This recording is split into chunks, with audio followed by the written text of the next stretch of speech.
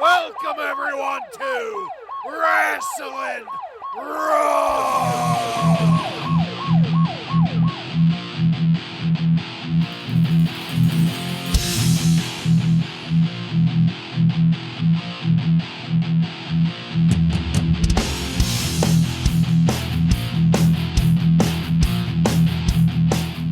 Right, you're listening to Wrasslin Raw, the podcast that takes you back to when Monday Night Raw was uncut, uncooked, and uncensored. Thank you for joining us. You're here with Ryan Arico. 1995 is coming. Joe Gimateo. I'll get this over with now. My favorite 1994 match was the Royal Family versus Clowns R Us. Oh, my God. Oh, bite your fucking tongue. I'm Jason Bartlett. That's no relation to Raw Bartlett, and we're going to examine WWE history one episode of Raw at a time whenever we get back to the usual format of doing things. First, we're going to send out a very special thank you to all of the listeners that have stuck with us so far. We know you're out there, we know you're listening, and we are glad you're with us on this journey. That being said, in this episode of Wrasslin Raw, we're going to be talking about the Match of the Year candidates of 1994, what we have deemed to be, in our humble opinions, the best matches from WWF, Monday Night Raw, and pay-per-views from 1994. We're also going to be giving out highlights and lowlights and a couple other special treats here.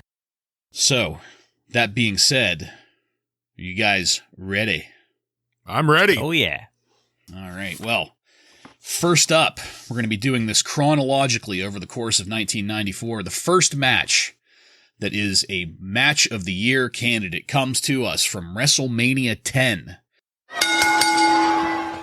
Owen Hart defeats Bret Hart by pinfall in 20 minutes and 21 seconds.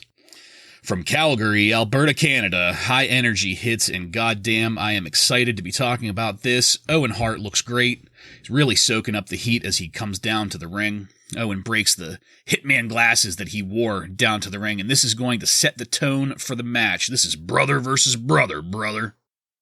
Big pop for the Hitman Bret Hart as he comes to the ring on a mission. You can tell by the confidence that they have going into the ring that these guys have been practicing how they want to tell this story and how they want to take us along for the ride. Owen Hart is glaring at Bret across the ring while Bret is loosening up. We haven't even had a lockup yet, and the story is already beginning to be told. They circle each other briefly and then lock up lightning quick and with absolute precision. Owen breaks the lockup defiantly, then raises his arms in a mock victory, yelling as if he is the more powerful brother. They lock up again, and a sequence starts with Owen putting Bret over into a fireman's carry, Bret reversing the drop into a head scissors hold. Owen kicks up from the head scissors onto his feet like it was nothing to break the hold and taunts Bret before Bret can even get off of his ass. Owen continues to taunt the crowd while Bret rolls to his feet. They tie up again, and Bret winds up on Owen for the ride, taking him to the ropes where Earl Hebner is forced to break the hold. There's another tie-up and takedown, this time with Bret sliding and diving in order to throw Owen through the ropes. This is where shit is about to get real, folks. Owen climbs back into the ring and, open-handed across the jaw, slaps the shit out of his brother, Bret the Hitman Hart. It is audible across the entire arena over the very loud crowd noise. Bret stalks Owen across the ring. Owen hides among the ropes, forcing Hebner to get in between them. After they're separated, Hebner chastises Owen in the corner for the open-handed slap, and we're going to get back to circling. Owen gets Bret into an armbar. Bret reverses into one of his own, reversed into a drop toe hold, reversed back into an arm wrench on the ground. Owen starts with hair pulling here, smearing Bret's face with his boot, employing all of the dirty tricks that a heel keeps in his toolbox. It should be noted here, and it's going to go without saying for the entirety of this match, the way that these two are selling the work for each other is nothing short of perfection. There is not a loose move or sloppy reaction to be had here. There's an arm drag takedown and hair pulling again to get us to the middle of the ring, with Owen being held down and writhing in pain. Owen reverses into a shoulder takedown. The back and forth results in Bret Hart giving Owen Hart a clothesline out of the ring. Owen starts to amble towards the entryway, head down, sulking like a whipped dog. But Bret hasn't had enough of him yet. Bret goes to the outside, grabs Owen by the tights, and gives him the bum's rush back up into the ring. Now it's Bret's turn to do the taunting, and he holds his arms wide, asking the crowd what they want, showing Owen that there's still more to be done here. Owen gets up, shoves Bret. Bret shoves back. Owen returns with one more shove, and then Bret answers with an open-handed slap to the jaw of his own. It seemed a little weaker than the one Owen laid out earlier, but it's enough to spin Owen around. While Owen is turned, Bret takes advantage of the opportunity and performs a takedown into a roll-up pin. This is the first count, and it is a tight 2 count. Owen is locked back into a hold. There's another series that ends with Bret doing another takedown, and another 2 count comes out of it. We're back into an arm hold again, this time with the sequence of reversals and rope work ending with a spinning kick from Owen. Owen takes the opportunity to repeatedly kick Bret Hart, kicking him out of the ring and to the outside. Owen follows outside, picks him up in a scoop, and rams Bret's back against the corner post. Owen stands over Bret, screaming at him, then picks him up to throw him back into the ring. Owen gives Bret an authoritative whip to the corner. Bret rebounds back to Owen for a sidewalk backbreaker. Owen puts Bret into a modified camel clutch, a real stretcher here, but Bret manages to get to his knees, then to his feet, breaks the hold, and goes to work off the ropes, but this time Owen is waiting for it and transitions the rope work into a tight and smooth power slam and another tight 2 counts. There's a sequence following the 2 count where Bret whips Owen to the corner. Owen manages to jump to the second rope, rebound back to Bret for an attempted pin. Bret reverses for a roll-up and another nail-biting 2 count. Owen goes on a quick offensive again, getting Bret back into a stretch. Owen goes to scoop Bret for another power slam, but in midair, Bret gives it a little wiggle and is able to reverse the attempts and come down on Owen for another 2 count. The Hitman rolls to the outside to grab a breather while Owen hams it up in the ring. When Bret tries to climb back in, Owen goes for a suplex. Bret reverses. Then Owen reverses again and lands a textbook belly-to-back suplex. Full extension on the bridge to really leverage the move. We get another 2 count. It was so close that Owen thought he had it. Owen drops the leg on Bret's head, gets another 2 count out of it. Owen attempts a standing suplex. Twice, Bret stalls the move by tying Owen's leg. Bret reverses the hold into a small package roll-up for another 2 count. Owen attempts to whip Bret off the ropes. Bret reverses and whips Owen. Bret catches Owen, attempts a hold that looks like it might have been close to a sidewalk slam, but Owen reverses that and gets Bret up into yet another textbook example of a move. This time it's a tombstone pile driver. Owen goes to the top rope after the pile driver to attempt a splash. Bret is in the far middle of the ring, but Owen gets great air here, covering the distance, but Bret rolls out and Owen belly flops on the canvas. Both competitors are laying in the ring, damaged. Both are trying to get to their feet, but Owen gets there first. Just as Owen is attempting to get Bret into a hold, Bret surprises Owen by grabbing him around the waist and getting in an atomic drop. While Owen is clutching his groin in pain, Bret works off the ropes to deliver a fantastic clothesline. Bret gets a 2 count on Owen out of that, and as soon as Owen kicks out, Bret has him by the hair and is leading him to the ropes. There's a snapmare takedown by Bret for another 2 count. With Owen laying in the center of the ring, Bret lands a diving elbow from the second rope for another 2 count. Owen stumbles back to the ropes, waving off Bret, but lashes out with a kick that Bret catches. Owen reverses this into an enziguri, and Bret goes down. Owen attempts to get Bret into a sharpshooter, but Bret reverses and makes an attempt of his own, which Owen manages to get out of. Owen rolls out of the ring, but Bret jumps over the top rope and into a crossbody that takes both competitors to the concrete. Bret signals here that his knee or leg is injured, as both wrestlers are rolling around at the outside. Owen makes the timeout gesture right before Bret throws Owen back into the ring.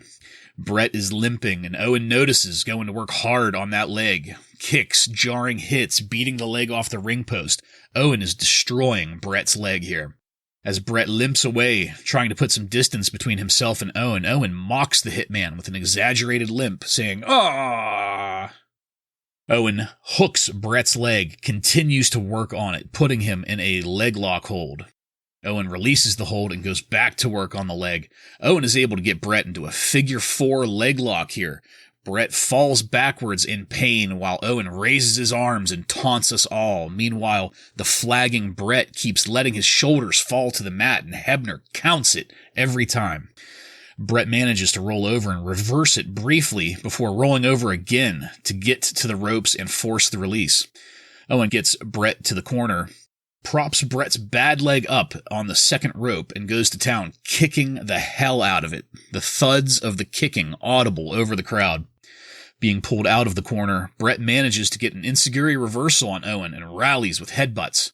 There's a solid whip to the corner. Owen takes it on his chest and flops to his back in the center of the ring. Bret attempts a leg drop with his bad leg, but he is able to land it, goes for the pin, and gets 2. Bret gets a bulldog on Owen from the corner this time and gets another 2 count out of it. Yet again, Bret gets Owen to the corner, and from there, Bret puts Owen into a sit-down pile driver, another textbook example of safe but effective work. Bret gets a 2 count out of the pile driver. Then Bret takes Owen to the corner, to the top rope this time for a suplex the whole way across the ring, resulting in another 2 count. Owen is laying in the ring as Bret brings him up by his tights again. There's a set of forearms to Owen's head that ends with Bret putting a sleeper on Owen. And as Owen reaches the ropes, Owen mule kicks Bret between the legs. There is a loud groan of sympathy from the crowd. Owen now applies the sharpshooter to Bret Hart, going tight on it. Hebner is terrified at the fact that Hart hasn't submitted yet. The anticipation is palpable. Bret somehow manages to reverse the hold and manages to get a sharpshooter of his own on just as Owen is reaching the ropes. Owen whips Bret to the opposite corner, and when Owen goes to attempt a hit, Bret reverses into a kick that turns Owen around. While Owen is turned around, Bret climbs to the top rope and attempts some kind of move, almost as if he's setting up a Hurricane Rana, but Owen is able to get Bret down and over into the quick pin for the 3 count out of nowhere. Hebner calls for the bell, and the match is over. Owen is stunned that he got the 3 and stumbles over to his brother Bret Hart to give him the finger up close and personal. Ryan, why don't you get us going on this match? Just starting right from the beginning when Owen rips up the glasses, when you got all the little kids booing him. I loved him looking them right in the eye and then ripping them up instead of putting them on their face like his brother does when he comes out. Even though that kid didn't look too enthused to get the glasses. You see that, McMahon? He was sticking his tongue out. I forgot that we had the King on commentary. And as soon as I heard him, I was like, oh, this is great because, right from the beginning, he's just relentless on Stu and Helen Hart the whole match. So as soon as I heard him, I knew we were going to be in a treat with that. And just everything about this match. You mentioned it too. You could tell as soon as they came in the ring, they had everything down to a T. Everything was perfect. The spots were on. And, of course, it's understandable. They're brothers. They've worked with each other a million times. I mean, they trained with each other, coming up. So that part of it is completely understandable. As we have watched these Raw episodes over this past year, I know other people have said it, but I really think it starts to ring true that if Owen hadn't have died, that he would have surpassed Bret. Because watching these matches, he's fantastic in the ring. He has a better physique than Bret. He's more muscular and he's better on the mic, no doubt. I don't think there's anyone that would argue that fact. So yeah, I truly believe that he could have surpassed Bret if he wouldn't have died. At one point, this is towards the beginning, Vince just hollers out, what a match. This is unbelievable. And I was in complete agreement from the get-go. Their foot was on the gas, just nonstop action, which really highlights what great shape both of these brothers are in, because unlike in a lot of other matches where you get long periods of time where they're trying to catch their breath, it was like balls to the wall almost the whole time with these two. One part I found kind of interesting was towards the end, Bret Hart is starting to gain the momentum back, and he gets Owen up on the top rope and he suplexes him off, and it looks fantastic. But in contrast to like today's wrestling, where we might see this move, 5 times in the first 10 minutes of a match, but in the older match like this, it felt more earned. It felt, you could see their struggle with each other as they fought to try and stop the other from gaining the advantage of the top rope. And then finally he gets the suplex, and, even the commentary, they're shocked. Oh, I thought for sure that was going to be a pin. So yeah, it's just interesting to see the difference between modern and the older style wrestling like this. I know before I talked about I wasn't thrilled with the 3 count, but the storytelling about Owen winning this is really where it's at. And it piles on top of the fact at the end, we're going to have, of this pay-per-view, Bret is ultimately going to win the belt. So that is a fantastic storyline to have Owen beating his brother here, and just how pissed off he is later that night, Bret Hart's going to come away with the belt and he just beat him. It's just a fantastic aspect of this match, the storytelling of it. I mean, it's a great match. It's on this list for a reason. We also get the infamous spittle promo backstage. That's great. Owen cuts a great promo. I just wish someone could have got this man a glass of water before he got on the mic. Or a towel. Yeah. And that's it I have about this match. Yeah. I liked the introduction from the announcer. He says, there's no music yet. He says, from Calgary, Alberta, Canada. The crowd obviously popped thinking it's Bret, and you hear high energy. Come on. So I love that.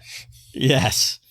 You both mentioned they're both in fantastic shape here, particularly Owen. I think Owen's just in great shape here.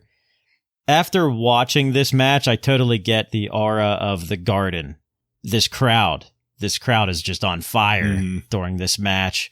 And I love how the camera walks in front of them to get that shot of them entering through that very short walkway at the Garden. I love it. And you could tell, like you guys both mentioned, these guys just come out here, foot on the gas. Like they just come out here knowing that they're going to tear the fucking house down. Both of them.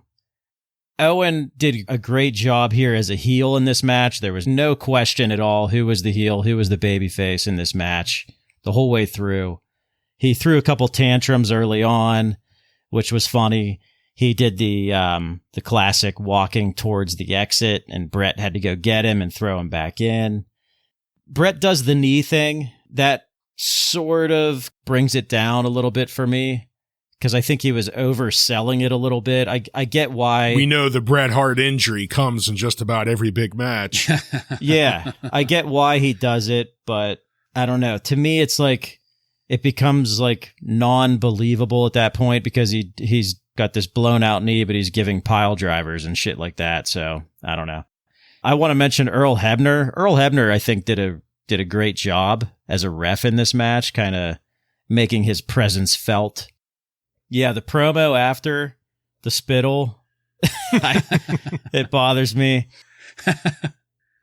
I don't completely disagree with you, Ryan, but I noticed that he was definitely reading cue cards heavily. Yeah. It just looked like he was looking the other direction, which I don't know. That's just being nitpicky, but he got the point across. Something I noticed was that WWE.com ranks this as the number 9 best WrestleMania match ever. Ooh. And that automatically makes it the best opening WrestleMania match ever, because 1 through 8 were not an opening match. So it still holds up 25, 26 years later. Still holds up. Meltzer gave this match 4 3/4 stars. Nothing worth noting on why he gave it that. I think it pretty much speaks for itself. I don't know why he didn't just give it 5 fucking stars, but right. It's Dave Meltzer. But yeah, that's all I have on that. One thing that was kind of interesting when I was skipping from this match to the next match, the Michaels Razor Ramon match, is I ran up across the Cy Sperling introducing Howard Fink with his new wig. And I had to bring it up because we just lost Sperling. It was either this week or last he died. So I needed to bring that up. Yeah, that's funny that you mentioned that because whenever I was skipping through, I landed on Shawn Michaels with Rhonda Shear and I got a hard on. That was when Burt Reynolds came and interrupted the little tete-a-tete they were having. Whenever Burt Reynolds was trying to shoo away Shawn Michaels to get himself alone with Rhonda Shear, he points at Shawn Michaels' chest and says, "Why don't you go shave your chest?" And then Shawn Michaels reaches over and grabs the zipper on Burt Reynolds' jacket and pulls it down, exposing the pink tie that he's wearing. And he says, "Well, what about you, Burt? What do you got under there?" And then walks away, and you almost see Burt Reynolds breaking kayfabe on that one. He almost starts laughing hard, and he gets this twinkle in his eye of like, "You fucking smart ass," and then goes back to flirting with Rhonda Shear. And probably pounded her. Well, that's good. Can we really blame him? Yeah. Yeah, I mean, as far as the match goes, there's not a whole lot here that you guys haven't said already that I don't agree with. Amazing resolve on both of their faces going into this. You could just tell, as you both have said, you could tell looking in their eyes as they were walking to the ring that they knew this was going to be one for the ages, and they weren't fucking wrong at all. That being said, Joe, I do tend to agree with you on the leg injury. And Ryan, you mentioned it. It's an ongoing thing with Bret Hart. Whenever it comes to his personal, I don't know what you would call it, style of storytelling, I guess. He's real keen on using an injury to create an underdog situation for himself that he then rallies back from. It's never so much that it overshadows the bigger story, but it's enough that it gets, a certain amount of focus on it that it just kind of rubs me the wrong way sometimes. We'll see later on in the night here in his match against the 1-2-3 Kid that there really isn't much of a injury to milk. But then again, there really wasn't much of a big story going on either with that. So we will get to that, but something to note, something to keep in mind whenever we get to it. But yeah, fantastic match. I'm really surprised, actually, that it is in the top 10 matches for WrestleMania, only because WWE tends, in my opinion, to have bad judgment about judging their own matches. I know that's kind of shitty to say because the WWE is filled with industry professionals that know what the fuck they're talking about. But a lot of times I find myself disagreeing with their opinions on things like that. I think once you get into the top 10 on that list, they're not really fucking around, because I looked at the top 10 and it's pretty legit. Okay. While I may not trust industry professionals, Joseph, you are one opinion that I would absolutely trust on this one. Thank you. I appreciate it. Yeah, not a problem. There's a reason why you're on this show with us. I didn't make the list, but I'll take it. All that being said, we are going to move it to our second match. This match was also from WrestleMania 10, as Ryan alluded to earlier. This is Razor Ramon defeating Shawn Michaels with Diesel in a ladder match to retain the Intercontinental title in 18 minutes and 47 seconds. The ladder is set up and ready to go as Shawn Michaels comes down to the ring first, accompanied by Diesel stepping around the ladder. I have to remark here how far Diesel came from here to the end of 1994. It was really kind of jarring to see him back then in his mute, chromed up monster phase, I guess you'd call it. Hagar phase. Yeah, exactly. Michaels is in full character here as he takes his gear off, really hamming it up for the crowd, shaking his ass, having a great time. Razor Ramon comes out now to an equally big pop, but instead of stepping around the ladder, he smoothly slides underneath it. I thought that was really fucking cool. I thought that was an excellent way to make his way down to the ring. The belts are already hung above the ring, and as Razor hands his gear off to the ringside attendant, we have a great camera view of the ladder in silhouette in front of the entryway lights. Both competitors look up at the belts as they circle each other, and the action starts with a tie-up. Shawn Michaels is also on his game as far as ring work goes. He is fast as hell, as well as being tight with his moves. Razor isn't giving anything up to him here, though. While Razor isn't necessarily as fast as Shawn Michaels, he is just as tight with his work. There's some quick rope action that ends with a swinging neckbreaker, and after an exchange between the two, Michaels throws Razor out of the ring, and I have to give it to Razor here. He sells it perfectly and even looks to be bringing himself up to speed to match Michaels now. While at the outside, Diesel hits Razor with a clothesline, stands over him, boot to Razor's face. The referee, Earl Hebner, was being distracted by Shawn Michaels, and when Hebner notices what's been going on, he goes over to figure out what's happening. Diesel hits him with a, "Did you see something?" a couple times, emphasizing the fact that Hebner saw nothing. But this just prompts Hebner to eject Diesel. Shawn Michaels can't believe it. Diesel is angry, but Diesel does leave. As Michaels leans over the ropes, Razor socks him right across the kisser. Michaels sells the shit out of it as he goes flying backwards, ass over tea kettle, into the center of the ring. And now that the side note of Diesel has been taken care of, the action in the ring is going to start for real. The moves are fast and hard, and once again, it should go without saying that these two competitors are selling hard for each other throughout this entire match. At ringside, Razor lifts up the padding, or whatever you want to call that stuff, to expose the concrete floor beneath. Back into the ring after a series of rope work, Michaels flies into Razor's fist, and the hit is solid. Razor is setting Michaels up for the Razor's edge, but Michaels reverses it, tossing Razor over the top rope and onto that concrete that Razor had exposed only moments before. While Razor is laying on the concrete, Shawn Michaels is bringing the ladder to the ring.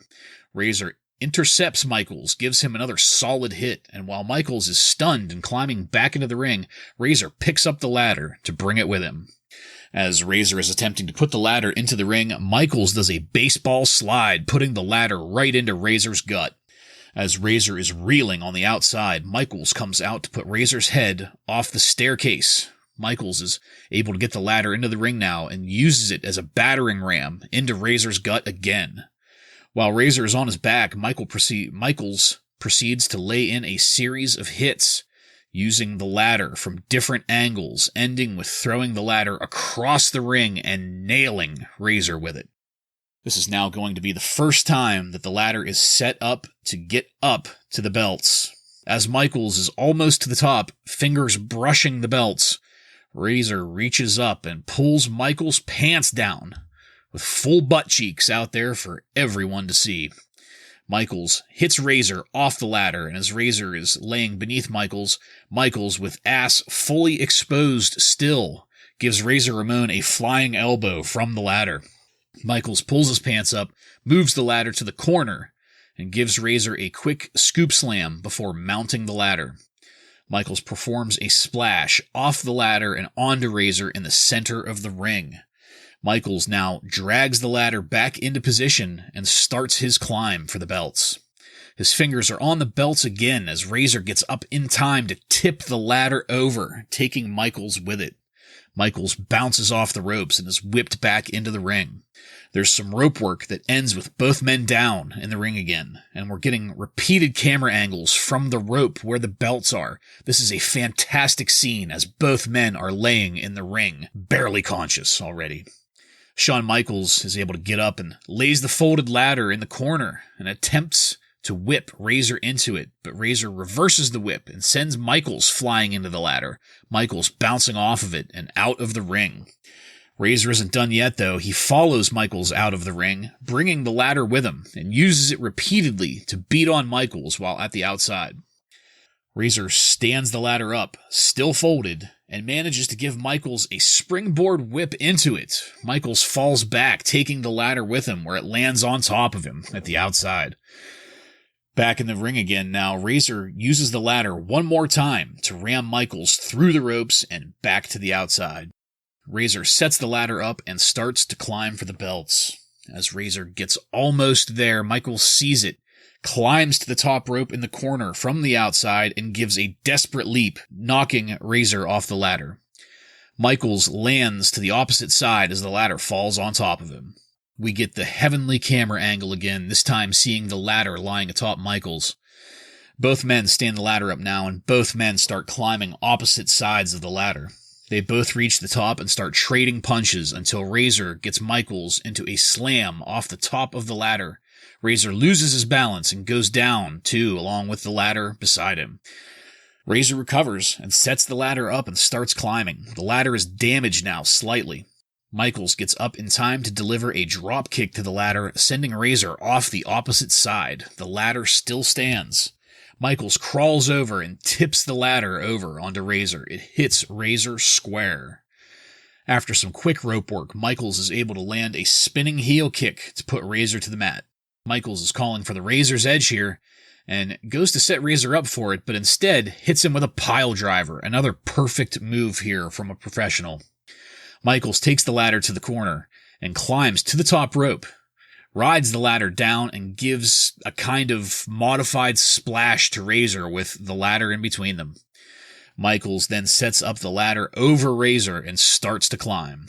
Michaels gets to the top, is brushing the belts again, but Razor manages to get up, tries to tip the ladder. It's not working, so Razor goes off the ropes to throw a shoulder block into the ladder. This time it works, and Michaels goes down to straddle the top rope, getting his nuts crunched. The ladder is down, and Michaels falls into the ring with his right foot tied up in the ropes. With the foot tied up, Razor grabs the ladder, sets it up, and starts climbing. Michaels gets out of the ropes, but not in time. Razor reaches the belts, grabs them, takes them from the hook, and falls from the ladder as the undisputed Intercontinental Champion. After regaining his senses, Razor climbs back to the top of the ladder and raises both belts above his head in victory. Joe, please get us talking about this match. First, before the match itself, the production at the entrances, I love the entrances. You talked about those, and I'm such an asshole for Razor Ramon entrances. This is probably the best one ever. Walking under the ladder, both commentators doing a great job of selling it. Earl Hebner throwing Diesel out. I laughed when Vince always sells it as if he's getting thrown out of the building completely. Like he's going to go get in his car and leave. Michaels is absolutely selling his ass off during this whole match. It just takes some crazy bumps for 1994 standards. And both guys are kind of working on spaghetti legs a lot of times throughout this match rather than selling some sort of injury like we mentioned with Bret Hart earlier, which works better for me. Yeah, it's just I'm getting the shit kicked out of me type of Yeah, they're just in a fight, you know. Perfect use of the ladder as a weapon, which was innovative at the time. Obviously, it's been used a lot since, but during this time, it was a pretty innovative thing. And I think that Shawn Michaels in particular did a great job of using it as a weapon. And it's very realistic. You can tell that this ladder is a little bit lighter in weight than a normal ladder, but it's not overly gimmicked like a lot of the ladders today that they use. The crowd is just really exploding during this match, especially when Razor starts climbing the ladder. He starts that slow climb and the crowd is just exploding. Popping their ass off. Yes. Sort of just really, if you think about it at the time, if you're watching it at the time, you got to be on the edge of your seat during this whole thing pretty much every time they climb the ladder. There was just several moments as a viewer that you were wondering, oh, what is Shawn going to do with the ladder this time? You know, because he slowly sets it up and gets ready to, you know, do whatever move he's going to do. It's just perfect storytelling. Everything about this was great. The finish was great with Michaels stuck in the ropes. And I love that shot of Razor at the top with both belts with that garden crowd behind him. That's just a classic shot. WWE.com ranks this as number 7 best WrestleMania match ever. And this match won best match for WrestleMania 10, according to the reader poll for The Observer. And Meltzer gave this match 5 stars. As the match opened and they have that shot of both of these titles hanging over the ring. It just immediately brought back the memories of the build up for this match and just how great it was, with Michaels saying Razor was the fake champ and introducing his own real belt. And it was just such a great build up. So, it was just gave me that flashback and brought a smile to my face. You both talked about the entrance. I had it marked here as well. Razor had to be sitting backstage, watching Shawn Michaels come in and how he went around it and just on the fly said, I'm going to walk right under it. And it was just such a great call on the fly by Scott Hall to just kind of add this extra aspect to the entrance. And like you said, this match just starts off balls to the wall like the last one. And I was really happy to see the ref throw Diesel out, because from the beginning, we get that reassurance that there isn't going to be some cheap interference to end this match, which makes sense because as the years go on, the ladder match kind of becomes kind of like a cage match or a first blood match. It's a finisher to a feud. This is the type of match you use when they've been building a story for a long time. So it's just good to see that kind of get established here. And towards the beginning, Bartlett, you made mention of the right hand that Razor gives Michaels, and it just everything about that shot worked out perfectly. The angle, when Razor hit him, his hair and sweat and spit just flew back, and it was almost like a movie quality shot. Yes. And then early on, though, Michael starts incorporating the ladder, and some of the stuff they're doing here is revolutionary. This is the first time a lot of people in the crowd are seeing anything like a ladder match. And, at one point I was laughing when Lawler hollers out about, oh, geez, how much do you think this ladder weighs? 80, 100 pounds? Yes. No, I don't think this aluminum ladder weighs 100 pounds, Lawler, but I wouldn't want to get hit by it even still. So. The one part where Michaels called for the Razor's Edge, I was a little, and he just ends up doing a pile driver. I, like the announcers, was, wondering, is he going to go for the Razor's Edge? And I'm thinking to myself, I would really like to see Michaels try and get Razor up in the Razor's Edge. But thankfully he didn't, and he just moves it down to a pile driver. But one thing I really had to give Michaels credit for, though, was this ending. I went back and rewatched his getting his foot caught up in the rope a couple times, and man, he did this pretty seamlessly. The way he just kind of snuck his foot under there, straightened it out, and leaned back. I was impressed with how realistic he made this look. I mean, it could have looked a lot more blatant by a lesser wrestler. I mean, that's it. I mean, that was the end of the match. It was fantastic. It was revolutionary. I know it's an old wrestling mark thing to say, I know this is fake, and I don't want to say it's still real to me, damn it, but these two guys really put their body on the lines here and sacrificed it. I mean, they did. For our entertainment. Exactly. For our entertainment. There's no way to fake it, damn it. Yeah, once again, I'm going to be agreeing with just about everything you guys have said. I just want to add on, you've both hinted at it before, and I don't think it is possible to understate the perspective that these fans had on this match at this time. Going back and rewatching this match is maybe the first time in my entire life that I've felt a little twinge of regret having grown up and been a wrestling fan when we did. I mean, we've mentioned on the podcast here before, I was a big fan of ECW, not to mention Mick Foley and all of the hardcore matches in WWF and TLC matches and all that kinds of shit. And really, this was the progenitor of all of it. And as wrestling fans that came up in the time that we did, we're spoiled. We see this shit almost as a matter of course. But back then, it was such a new concept for the vast majority of wrestling fans. You know, there were ladder matches that had been done in the past in house shows. I'm not saying this is the first time it was ever done, but this was the first time it was ever done on such a large scale for the masses. And it couldn't have been pulled off any more perfectly. Ryan, getting back to something that you said earlier about Diesel getting kicked out, I was also very, very glad that they removed Diesel from the situation. They removed him from the building.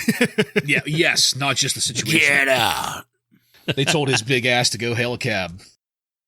You know, one of the reasons, well, there were a couple different reasons, but one of the reasons why the second Bret versus Owen match didn't appear on this list, the Bret v. Owen steel cage match from SummerSlam, is because of the steel cage. We talked about back then, and I still firmly believe that every element of the match that you enter in is like another player in the play that we are about to watch. So in this particular case, in this ladder match, we have Shawn Michaels, we have Razor, the main players, and then we have the ladder as a player, and we have Earl Hebner as a player. These are all that we can handle in a match like this, and to keep Diesel there in any capacity would have seriously diminished the quality of the match, I feel. I think it was an excellent creative call. You know, he did have to show up and make an appearance to maintain the storyline. I'm not going to fault anybody for that at all, but I was very happy that they got him out of there early on, because if they had let him stay, even if they had let him do a run-in, it would have really, really taken this match down a notch or two. Cap off all of it, every single choice made going into this match was perfect.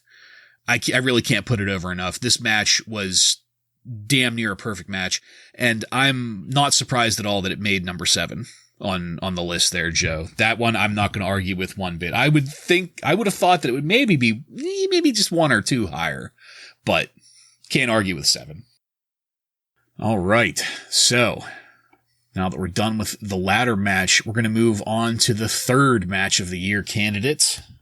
The third match that we're going to go over here is from Monday Night Raw, July 11th, 1994, and it's the first match of the night.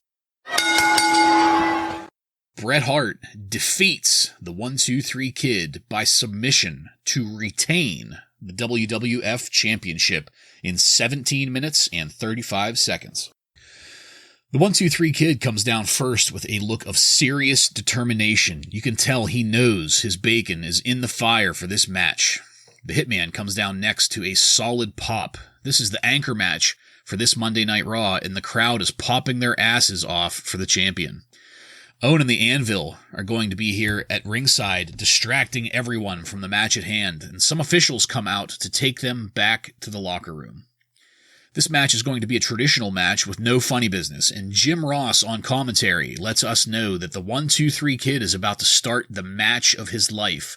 The 1-2-3 Kid seems to know this too, because in his corner he makes a small prayer to the wrestling gods and takes a deep breath. We all know he's the underdog here, and that's what he's made his career on so far, but this time he knows he's the underdog too. He walks up to Bret, squares off, and Bret casually offers his hand for a handshake. The Kid graciously receives it, and we're going to start the match.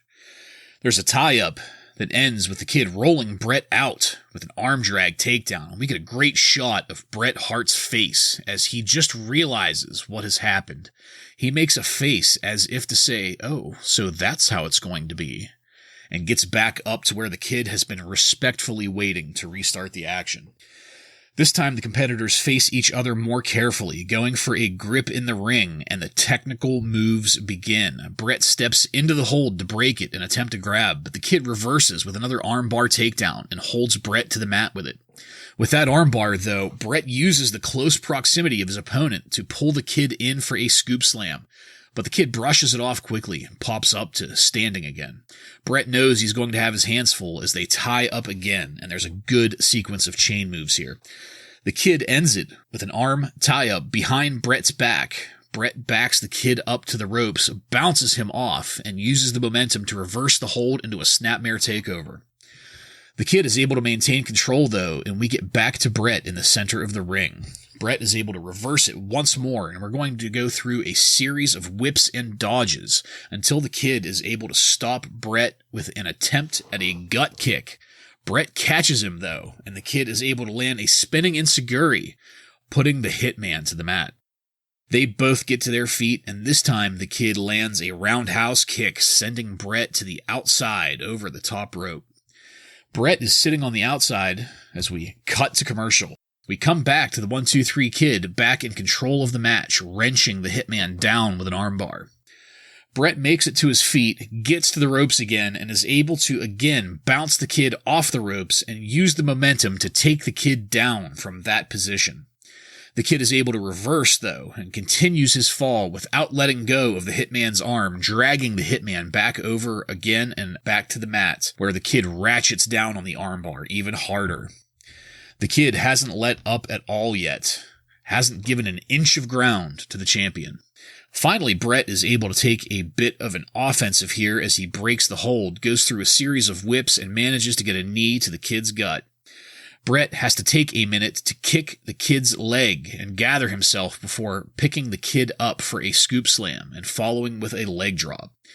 The Kid is winded as Bret walks him to the corner and lays in a couple of solid, and I mean solid, European uppercuts, giving him uppercut after uppercut after uppercut. Bret walks the Kid back to the center of the ring to deliver a driving elbow from a standing position, all weight going into it to drive the Kid face down into the mat. Bret stands up to drop another elbow to the back of the head and then a hard kick to the ribs. While the Kid is still dazed, the Hitman pulls him into a swinging neckbreaker, and we get our first pinfall of the match with a 2 count. The Hitman pulls the Kid into a sleeper hold for a minute, then starts taking the hits to the Kid some more. Bret walks the Kid to the corner, gives some solid kicks that the Kid sells perfectly. The Kid looks like he's starting to weaken here, as Bret gives him another European uppercut before whipping the Kid to the opposite corner. The Kid hits the corner with a shit ton of momentum and can't keep his feet. The Kid pancakes hard to the mat. Macho Man on commentary says that the ring just moved 1.5 feet in front of them, and I believe him. The impact looked good for it. Bret brings the Kid back to his feet and begins to whip him from the ropes, but the Kid ducks the clothesline attempt and comes back with a reversal into a crossbody, getting a 2 count out of it before Bret is able to kick out. Bret comes back over and rails the Kid with a headbutt. The Hitman then whips the Kid to the opposing corner again, but the Kid is able to arrest his momentum enough to not fully take the hit. When Bret comes over to meet the Kid in the corner, the Kid is able to roll over Bret's back and pull him down into a pin attempt, but Bret holds onto the ropes instead and drops to sit on the Kid's chest for a brief pin attempt of his own. Some more rope action happens, and this time the Kid reverses into an attempted crucifix, but Bret is able to use the momentum to carry the Kid back into a back body drop. Here the Hitman pins the Kid, and the Kid puts his foot on the rope, but Hebner doesn't see it, counts 3, and calls for the bell. Bret saw it, though, and Bret is mad that the referee didn't see it. Bret doesn't seem to want the victory. He doesn't want his hand raised. Another referee, I do believe that was Tim White, comes out to talk to Hebner and reinforce that the Kid did indeed have his foot on the rope. It's official. Fink gets on the microphone to announce that by the request of Bret Hart, the match will continue. We're going to cut to commercial and come back to the match back in progress. Bret has the Kid in a sleeper hold, and Hebner starts lifting the arm. The Kid raises his arms on the third lift and starts to rally, drawing energy from the crowd. The Kid is able to get back up to his feet, throws elbows to get Bret to release him, rebounds himself off the ropes. Bret is waiting to attempt an arm drag, but the Kid sees it, reverses it into pinfall, and gets a 2 count. The Kid and Bret are both struggling to get to their feet here, but Bret gets there first. Bret rocks the back of the Kid's head with another one of those amazing working elbows, driving the Kid's face to the mat with the force of the impact. The Kid is down, Bret drops the leg and goes for another pinfall, but only gets a 2 count. JR lets us know that there have been 5 total pinfalls so far in this match, the Hitman with 3 and the Kid with 2. As the Kid is wobbly on his feet, the Hitman puts the Kid into a DDT and gets another 2 count out of it. Bret allows the Kid to get back to his feet and gives the Kid a body slam. The Hitman attempts a flying elbow, but the Kid is able to reverse it by getting his foot up in time and lays it to Bret's chin. Bret isn't down yet. He's going to pick the Kid up to work him off the ropes. The Kid is able to duck the Hitman's clothesline and stops himself in range to lay a fantastic roundhouse kick across the face of the Hitman, leaving both competitors on the mat.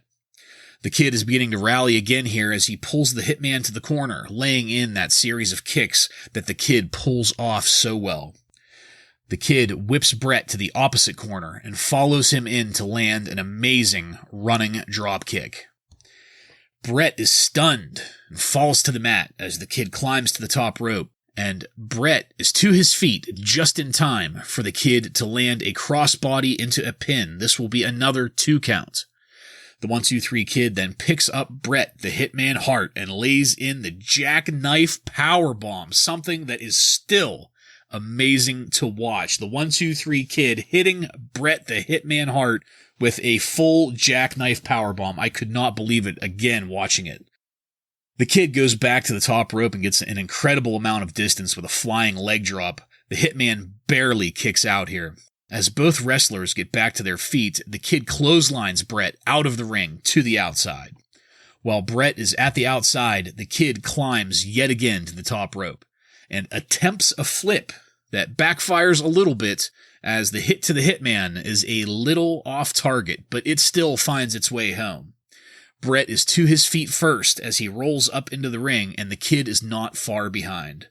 Bret is still laying on the mat as the Kid yet again goes to the top rope. This time he attempts another flip, but Bret rolls out of it this time.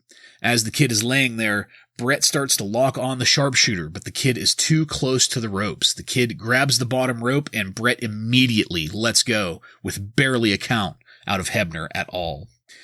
Bret steps back to let the Kid get back to his feet away from the ropes. Bret lays in another devastating European uppercut, grapples the Kid into a front face lock, lifts the Kid to a seated position on the top rope, and then leverages the Kid into an attempt at a superplex. However, the Kid manages to reverse the superplex at the last second, moving into a crossbody as they leave the ropes, the Kid rolling the Hitman up into a pin and a 2 count. As the Kid gets to his feet, the Hitman is looking perturbed that the Kid has rallied back so hard. The Kid comes in with a kick to the Hitman's head and then whips the Hitman to the corner. The Kid tries to come in for what looked like an attempt at a Bronco Buster, but the Hitman dodged it, and the Kid goes into the corner with nobody there to cushion his landing. The Hitman walks to pull the Kid up, takes him to the corner, and bulldogs the Kid to the center of the mat. Bret now goes to the top rope to attempt something, but we're not going to find out what he had in mind because the Kid is there to grab him and toss him with a slam from the top rope. With Bret now on the mat, the Kid goes back up to the top rope and attempts another flying press. This time, though, Bret is to his feet in time to dodge the Kid, catching the Kid's feet and transitioning him into the sharpshooter. The Kid submits almost instantly. Jim Ross and the Macho Man Randy Savage are both on their feet applauding, both saying that that was one of the greatest matches they have ever seen. In the ring, Hebner tries to hand the belt back to the Hitman, but the Hitman isn't interested. He's focused on helping the Kid to his feet, and they share a hug in the center of the ring. The Hitman is very proud of the Kid, raising the Kid's hand while still ignoring the championship belt. Ryan, please, what did you think of this match? I absolutely loved it, which is no surprise. It's a real rarity, especially at this point in Raw, for us to get such a huge match, a world title match on Raw. How many times up to this point has the world heavyweight title actually been put on the line on a Monday Night Raw of stuff we've covered? You could count them on one hand if this isn't the only one.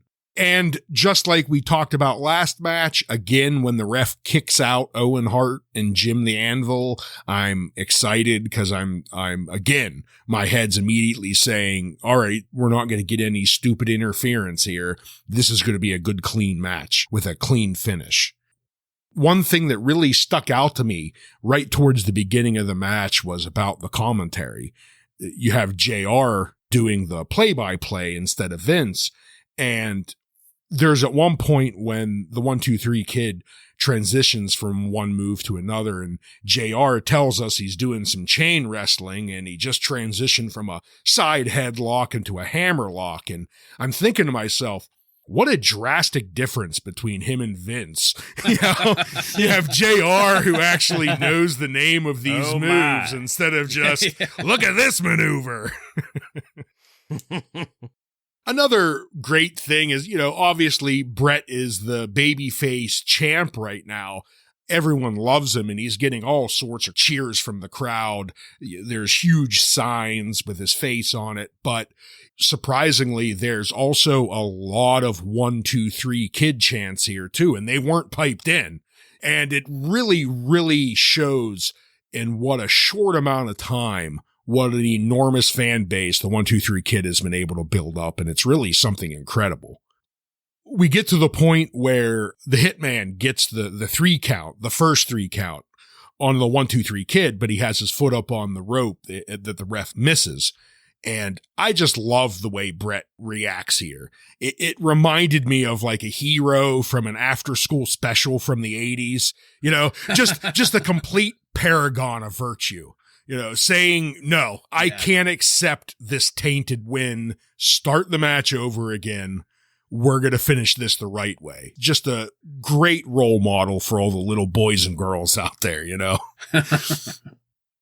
It was about the 12 or 13 minute mark, and the match goes into high gear. It's when the 1-2-3 Kid kind of takes over and does some offensive.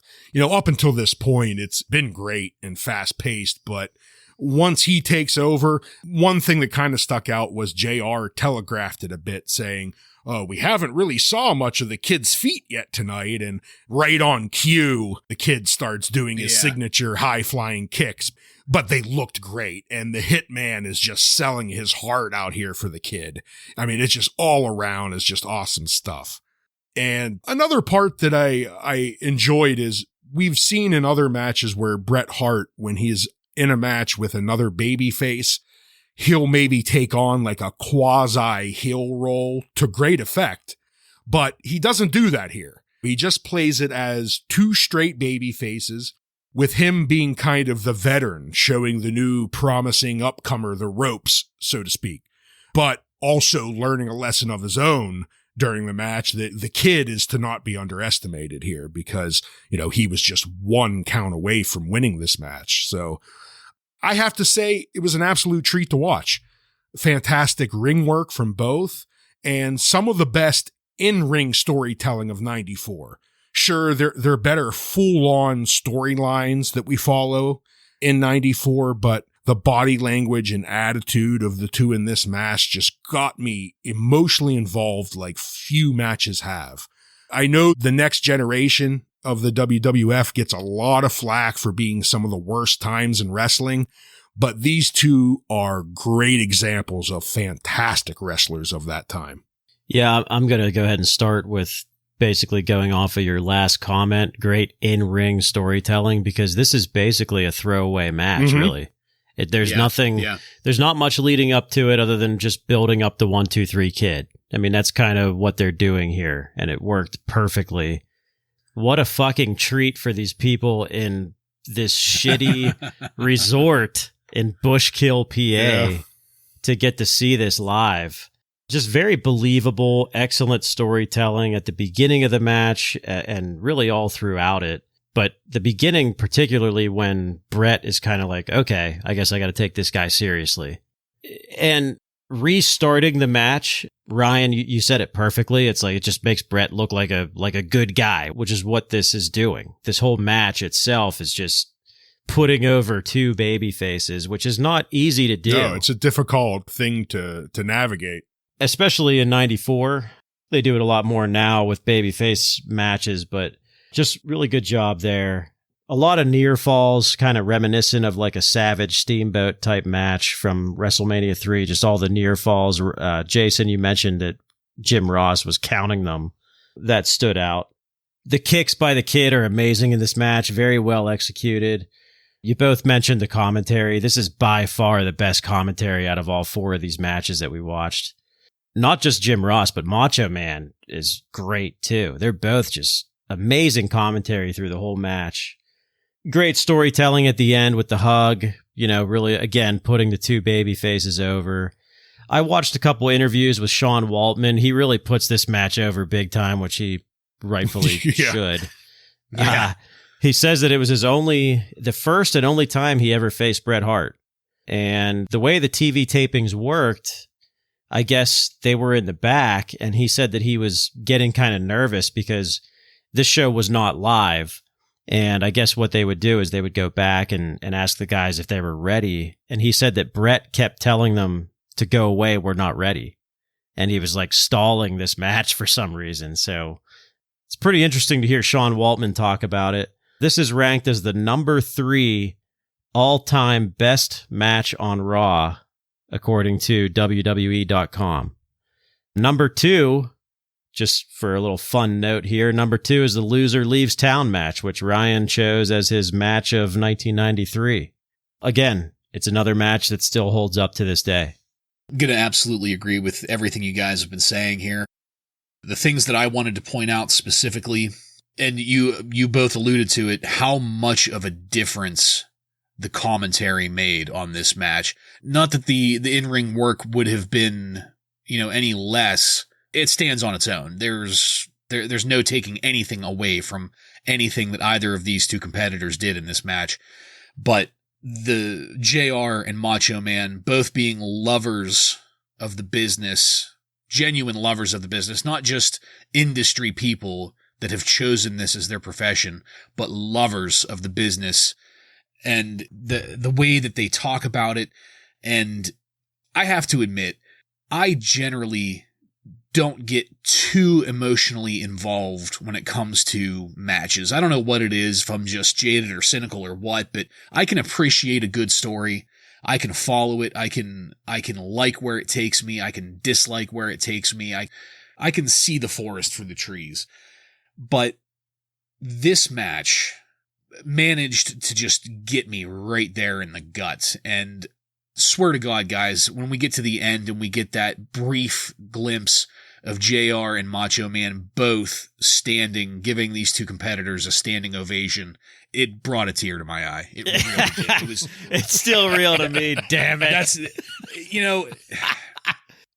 say what you will. Bust balls if you must, but we want you to cry on the microphone right now. Or we don't believe it. Yes. Nah, well, that's not going to happen, but suffice it to say, I absolutely love this match. And one more thing that I do want to point out, this is something, Joe, that you mention about different wrestlers occasionally whenever we see them in the ring. This is something that stood out to me in this match, is Bret Hart's working European uppercuts and working elbows. I don't know what it is about this match. I want to say maybe it was because it was like, guess what, Junior? If you're going to get a good match out of me, you're going to earn it and take your fucking licks. Or maybe he's just that great at working it and the Kid was just that great at selling them. I don't know. But goddamn, those uppercuts and those elbows looked rough. Like in a very entertaining, good, those Irish whips too. Rough. Yeah. Well, it's interesting you say that about the uppercuts because Waltman, in the interview that I listened to, he mentioned that, and a couple of them, sounds like a couple of them caught him pretty good. We're a bit stiff. Yeah, but he did. I mean, he put Bret over. He said he's the best ever at giving those European uppercuts. Yeah, I can absolutely believe it after watching this. Fantastic match. I'm just going to leave it at that. All right, we're going to get into our final match. This comes from SummerSlam 1994. Alundra Blayze defeats Bull Nakano with Luna Vachon by pinfall to retain the WWF Women's Championship in 8 minutes and 10 seconds.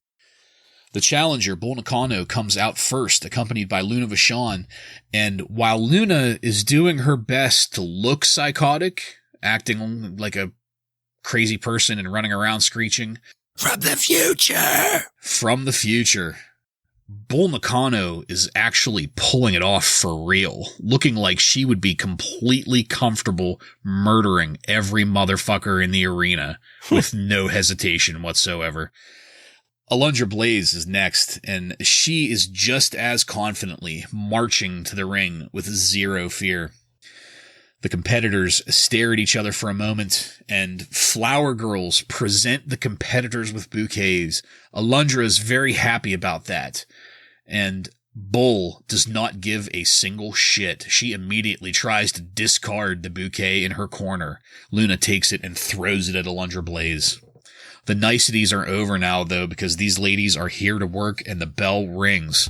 After a tense stare down, Bull delivers a kick and whip that looks better than the vast majority of men's matches that we've seen in 1994, with Alundra coming back with a missile dropkick that Bull is able to counter, throwing Alundra to the mat. Bull marches over to Alundra, grabbing her by the hair, walking her to the corner, and still holding Alundra Blayze's hair, Bull Nakano tosses Alundra Blayze across the ring as if she were light as a feather, a testament to the skill of both workers here. Bull circles the ring, soaking in the heat, and goes back to repeat the move, tossing Alundra Blayze across the ring again. When Bull comes back to Alundra this time, she doesn't go for the wind-up toss. Instead, Bull Nakano picks up Alundra Blayze's head and smashes it off the mat with a vengeance. While Blayze is crouched in the ring in pain, Bull comes back over, but Alundra is going to attempt to mount an offense here by punching Bull in the stomach. Bull is having none of that, though, as she kicks Blayze in the shoulder, picks her up, and then drives her to the mat again with a very stiff standing clothesline. While Blayze is on the mat, Bull Nakano drops a leg on Blayze and attempts a pin, getting a 2 count. Bull Nakano puts Blayze into a headlock, and Alundra struggles to get to the ropes to force a release. She does get there, and after Bull releases the hold, Bull Nakano goes back in to leverage the back of Alundra Blayze's head against the top rope. Bull pulls her away from the ropes, takes Alundra Blayze by the hair again, and slams her face first into the mat.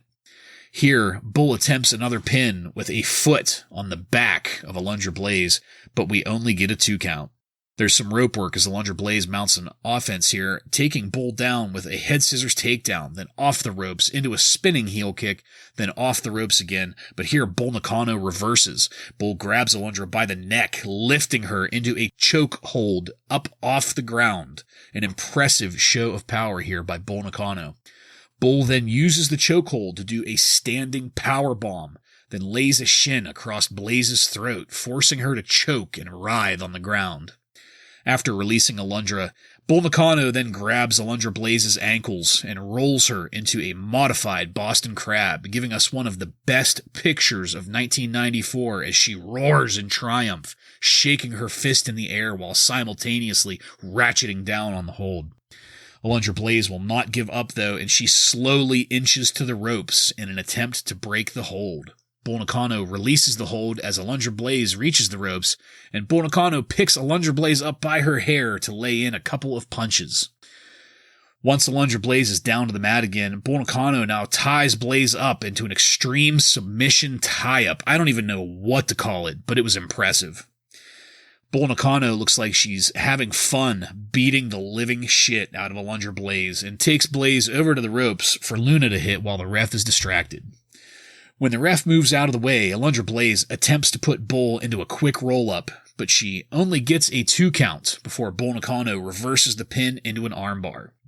Bull holds this armbar, ratcheting it down. Alundra attempts to reverse the hold into a pin, gets a 2 count. Both competitors get back to their feet, and now Alundra rallies again, going off the rope and giving out a trio of bulldogs to Bull Nakano, pinning her for another 2 count. As both wrestlers get to their feet, Alundra Blayze locks Bull Nakano's head between Blayze's knees, attempting to get a pile driver, but Bull reverses it. Bull lays a scoop slam onto Alundra Blayze and then picks her back up for another stiff-as-hell clothesline. Picking Blayze back up, Nakano whips Blayze into the corner. When Nakano approaches, Blayze is able to reverse the attempted hold and get Bull Nakano down into a pin for a 2 count.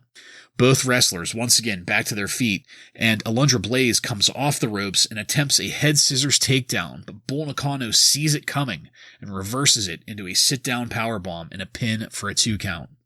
Another scoop slam on Alundra Blayze, and Bull Nakano climbs to the top rope and attempts to land a senton bomb, but Alundra Blayze rolls out of the way. And in her momentary pain and confusion, Alundra Blayze is able to grab Bull Nakano, land a German suplex, bridging the pin, and getting the 3 count. Alundra Blayze has defied the odds, coming back against a real monster to retain the WWF Women's Championship. Joe, let's hear what you had to say about this match, please. Both of these women are great athletes who are better than most women wrestlers today, in my opinion, and lots of charisma between the two.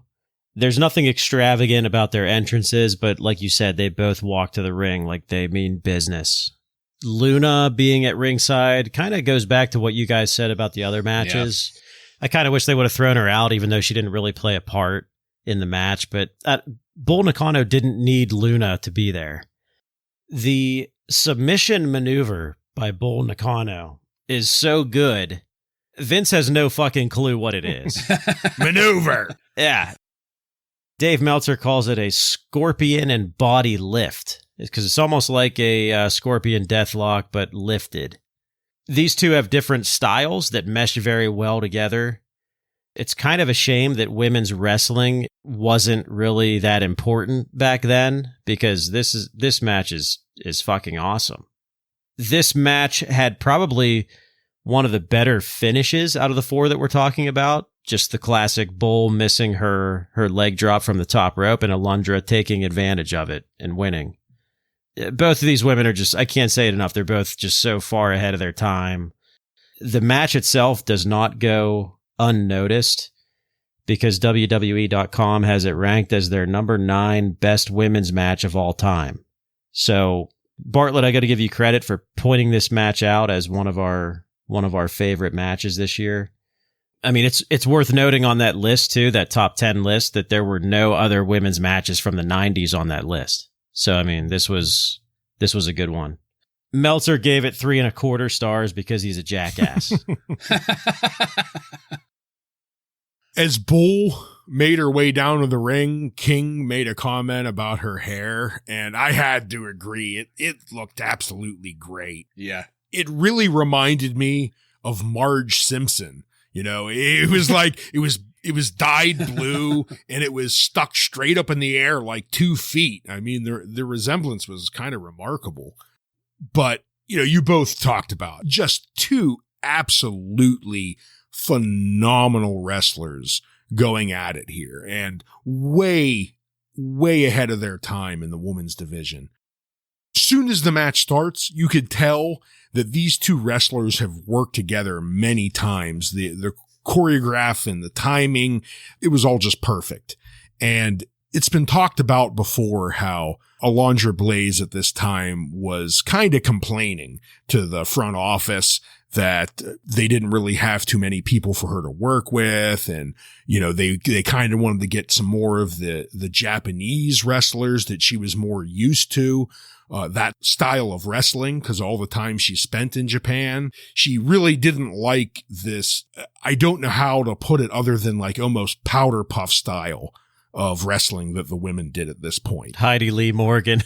Yeah, that's a great way of, because as soon as you said powder puff, Heidi Lee Morgan is the first thing that I thought of. Yeah, you know, not this hard hitting Japanese style woman wrestling. It just wasn't what we were used to in the States at this time. But Alundra Blayze came in here and fought against Bull Nakano, and it'd be hard for me to believe that wrestling fans couldn't be watching this saying, oh, so this is what the women's division could be like. You know, because everything about it just kind of reminds you of what we saw 20, 30 years later with these faster, faster paced, harder hitting matches that are no different than the men's matches.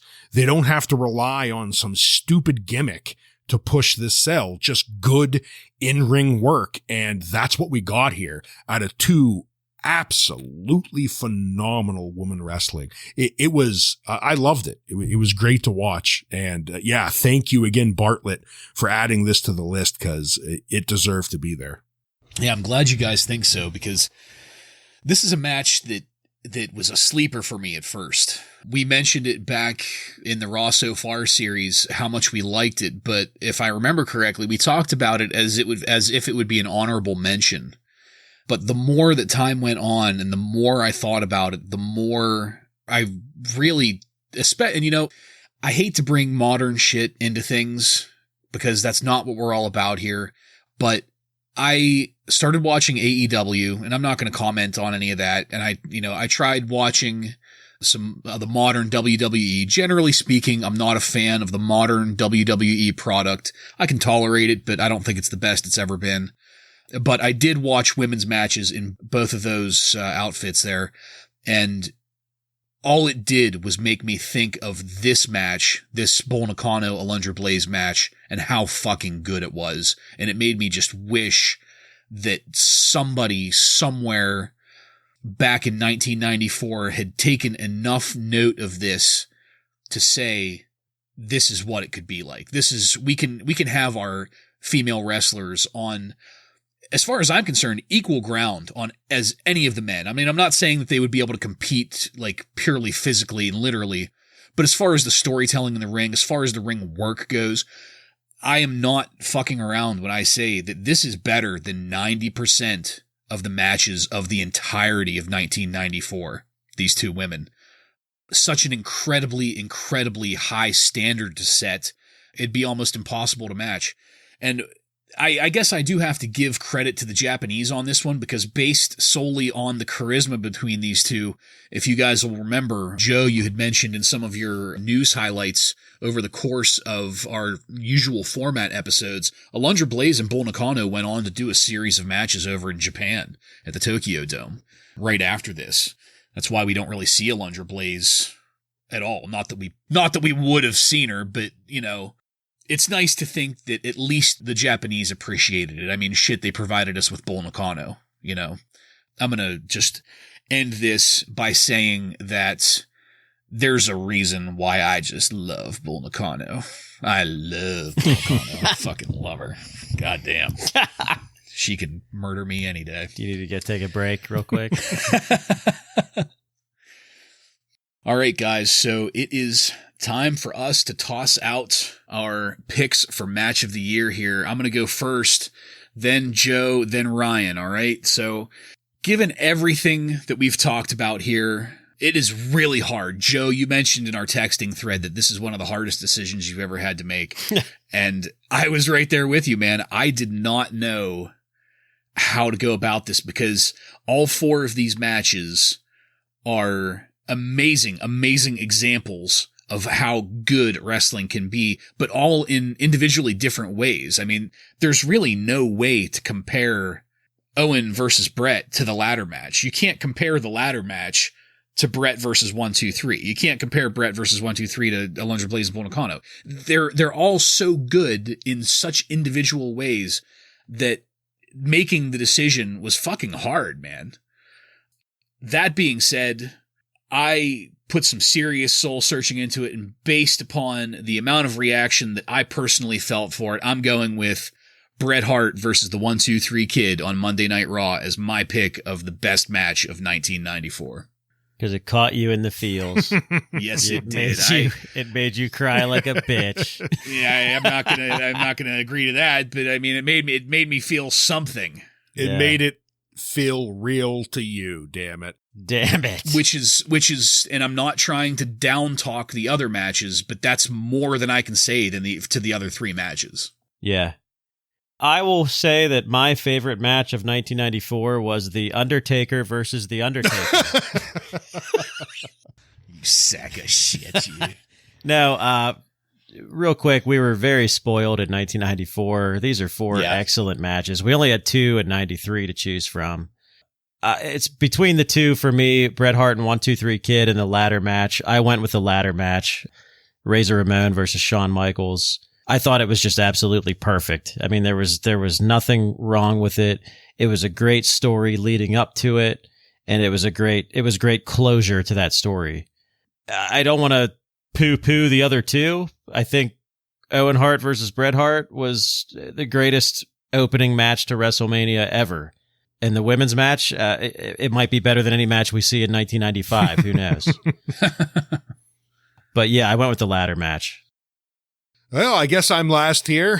For me, I went with Bret Hart versus 1-2-3 Kid. Oh, man. What else can I say? I mean, the other two matches were fantastic. You know, I can't take anything away. The other three matches were fantastic. I can't take anything away from them. But I was sitting here him-hawing over which one I was going to pick because I had it narrowed down to the ladder match in this one, kind of like you did, Joe. But ultimately, I picked the 1-2-3 Kid Bret Hart match because this is Wrasslin Raw.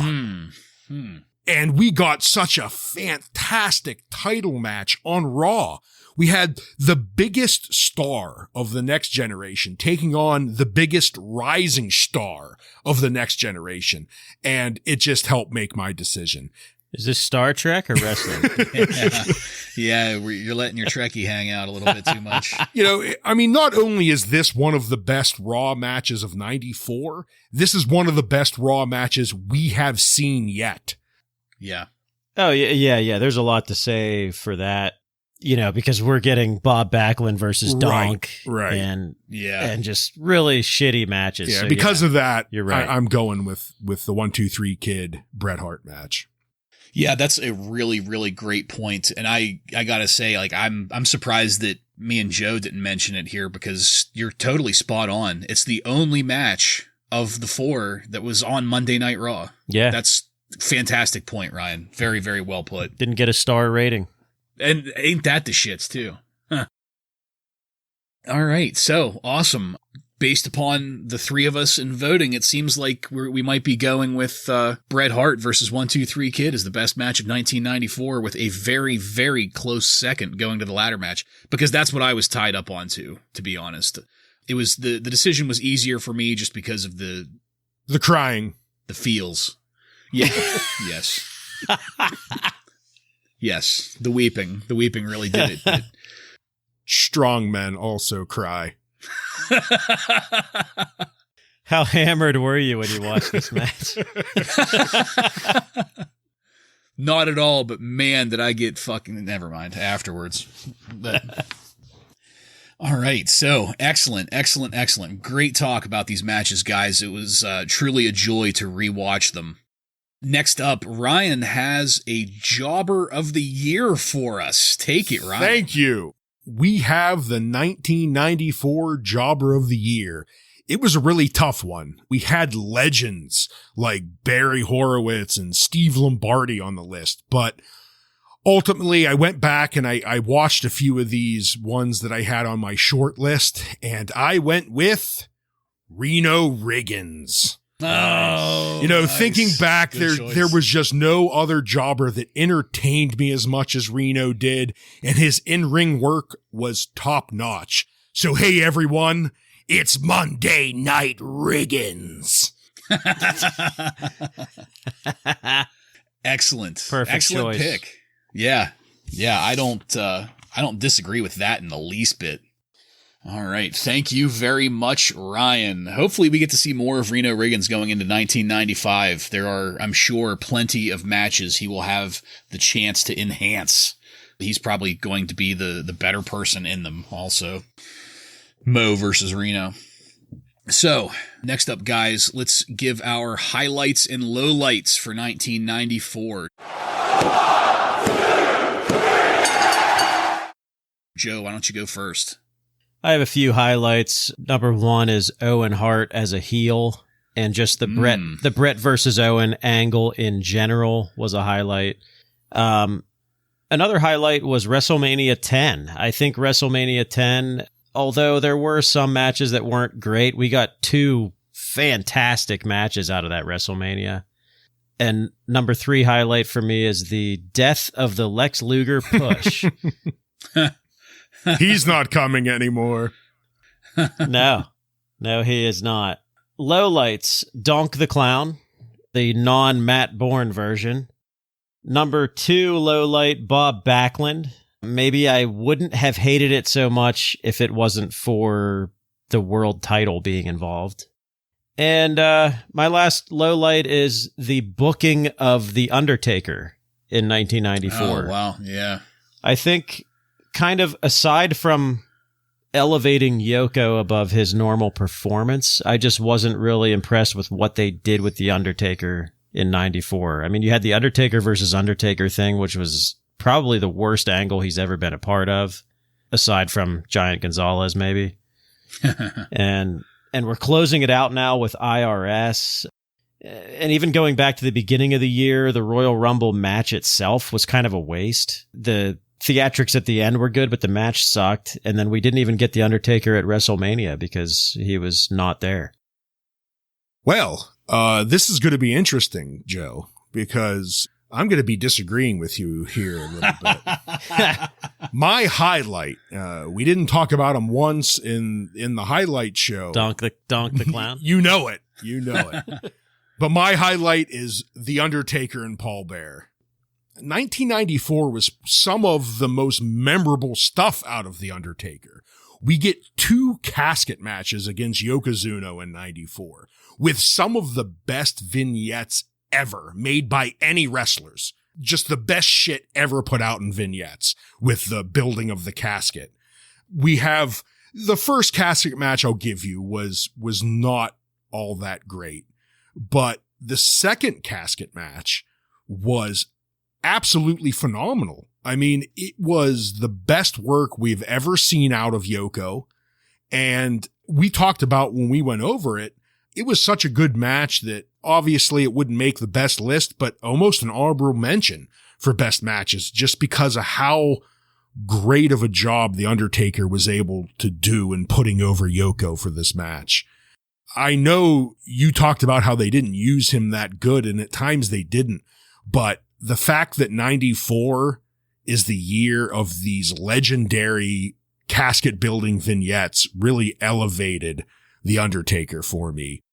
I don't know what else to say other than I'm going to end 94 verifying my status as an asshole for The Undertaker.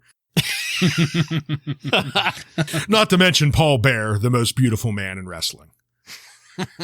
That mush. So my low light, it goes along with you, Joe, a little bit, but just the midget shit in general.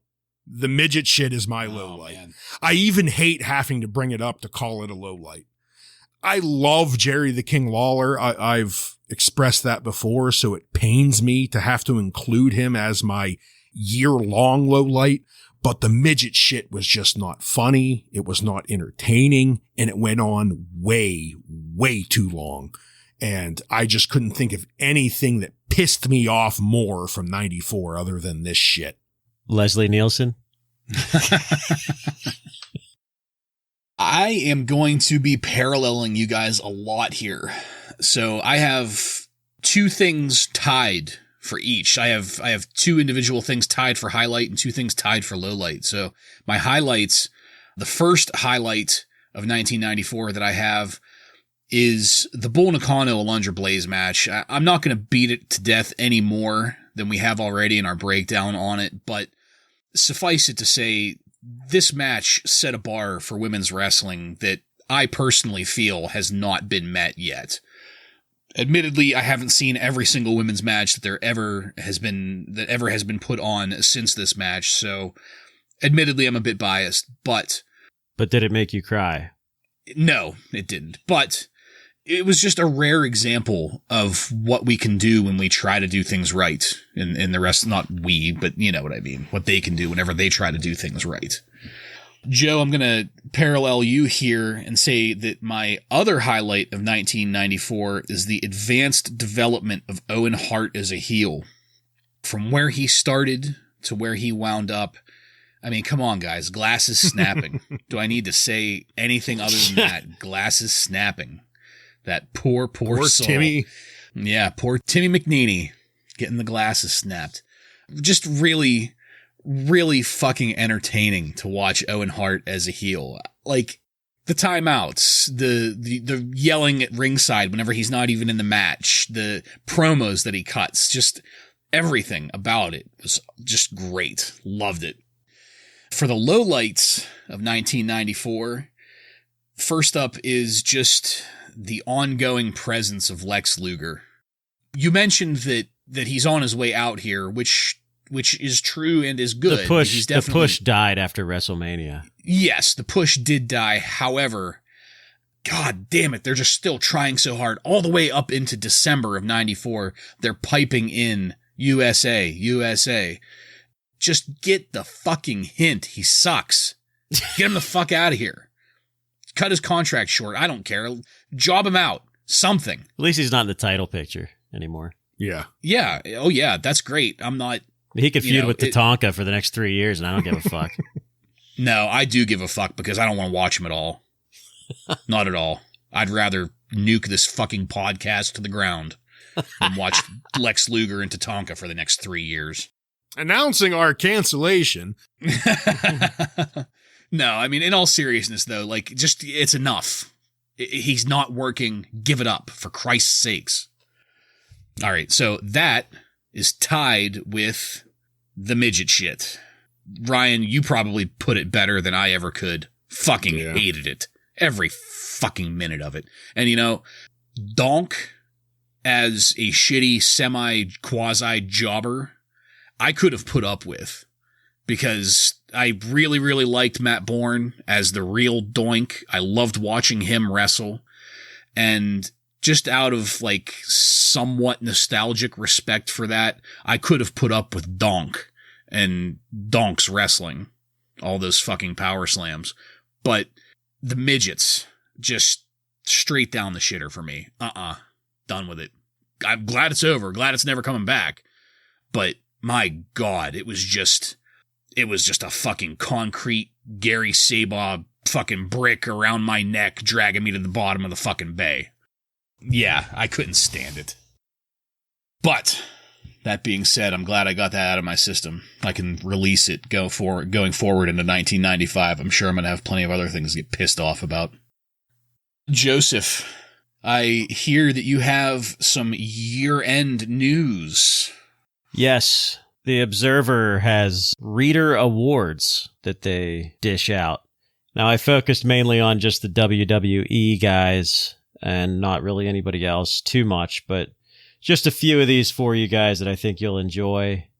Nobody in the WWF made the Wrestler of the Year top 5. Nobody. Feud of the Year, somehow Bret and Owen was number 2, losing to some feud in AAA that I've never fucking heard of. Okay. Yeah. Hulk Hogan won Most Obnoxious.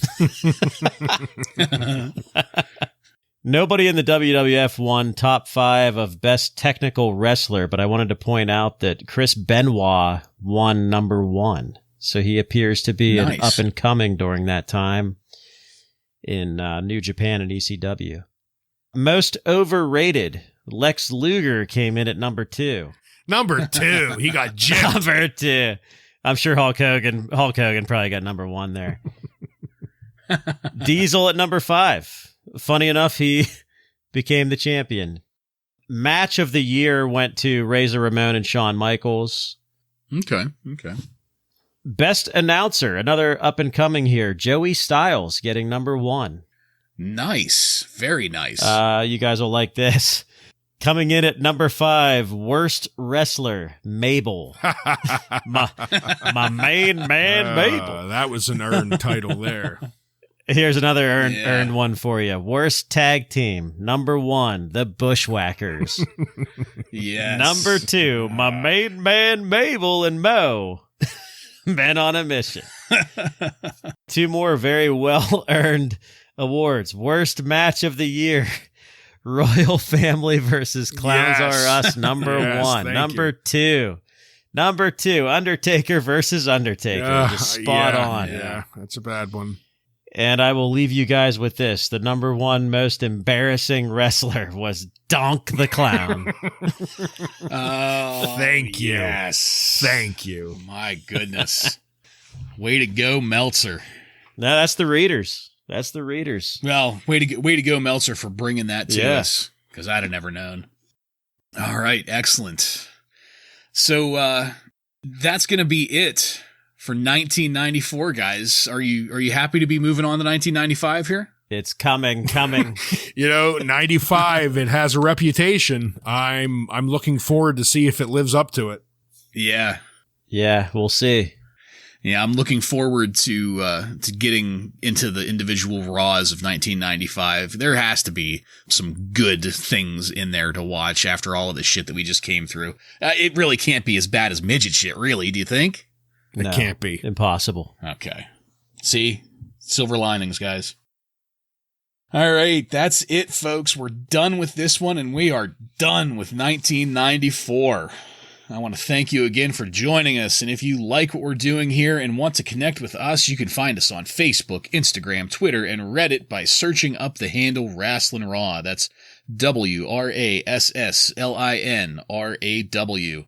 Also, don't forget to click subscribe to get every episode of Wrasslin Raw popping up in your podcast feed. Let us know what you think. Hit us with a 5-star review or 4 3/4 of your Dave Meltzer wherever you download your podcasts. Next week on Wrasslin Raw, we're going to get into the first Raw of 1995, airing on January 2nd, 1995, with matches featuring Double J, Jeff Jarrett, and Mike Bell, among others. So, for Joe and Ryan, I'm Jason, and this has been Wrasslin Raw.